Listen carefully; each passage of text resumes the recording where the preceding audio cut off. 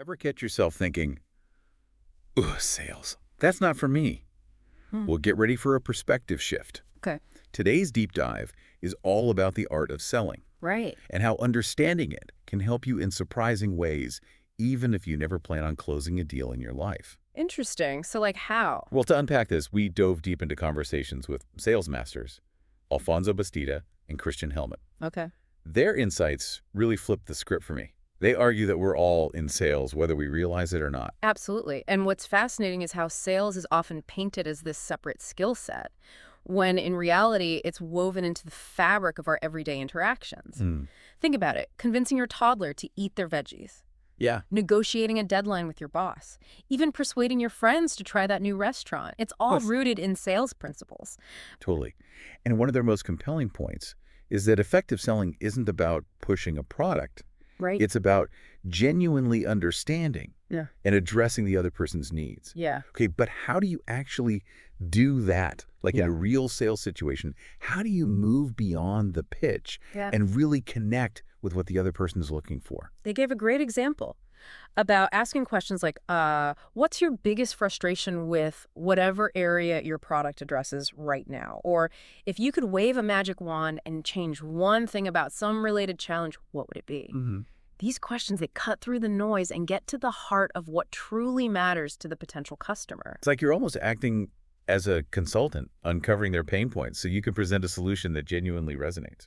Precisely. And this ties into their emphasis on mindset. It's not about being slick or manipulative. Right. It's about shifting your internal dialogue from how can I make this sale You. to how can I genuinely help this person achieve their desired outcome. It's like that saying, people don't care how much you know until they know how much you care, Hmm. but applied to the world of sales. And speaking of caring, Alfonso and Christian really challenged the idea of relying on a canned sales script. Right. They argue that before you even think about techniques or closing strategies, you need to address your own internal beliefs about money, worthiness, and success.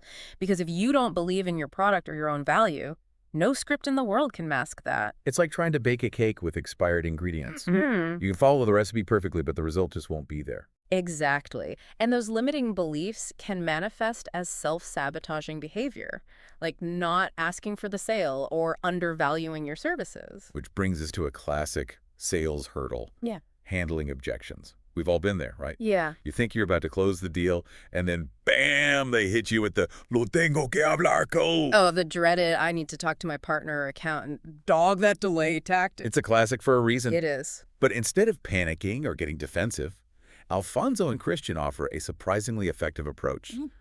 All right, lay it on me. Yeah. What's the magic phrase to break through this objection? It's less about a magic phrase and more about a shift in perspective.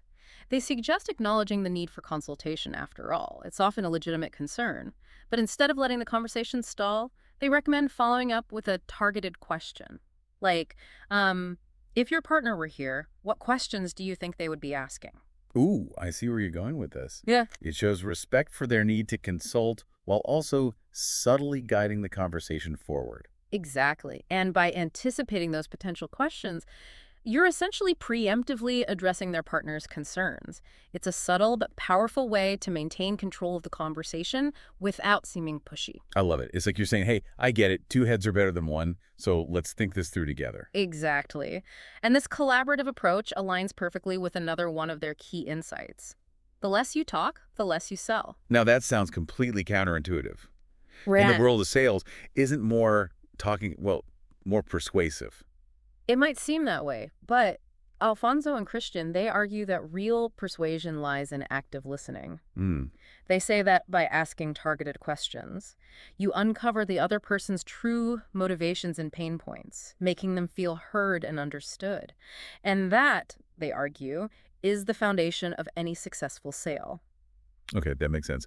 It's about building trust and rapport, not just delivering a monologue about how great your product is. Yeah, and it's like that old adage, we have two ears and one mouth for a reason. That's so true. And this principle of active listening, this isn't just limited to sales calls. Right. Where else does it apply? This applies to any situation where you're trying to connect with someone, understand their perspective, build a genuine relationship. Yeah. And that brings us to another key aspect of selling that Alfonso and Christian emphasized: breaking the ice. effectively. Because first impressions matter. Absolutely. Like, it's not just about what you say, but how you make people feel in those initial moments of interaction. Exactly. And they had some really interesting advice beyond the usual, so what about this weather? Small talk. Oh, thank goodness. Please tell me they had something better than discussing the weather. Oh, much better.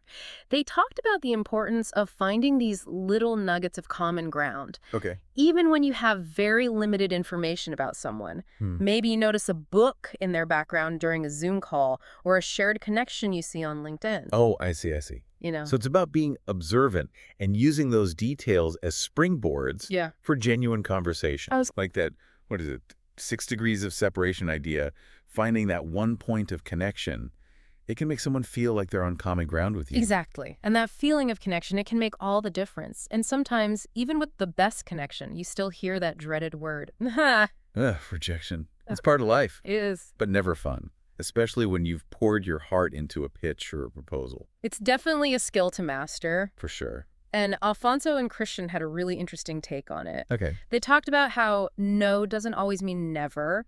Sometimes it's just a not right now. So it's about reframing that no as a potential yes in the future. Exactly. Maybe the timing isn't ideal, or their budget is tied up, or their needs haven't fully materialized yet. The key, they argue, is to handle that no gracefully and leave the door open for future possibilities. Okay, I'm all about turning a no into a yes.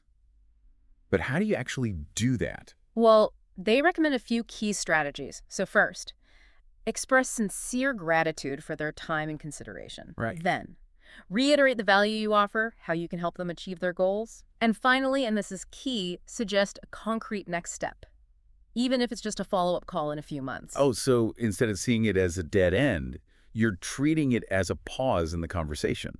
Like that classic sales advice, every no gets you closer to a yes. Precisely.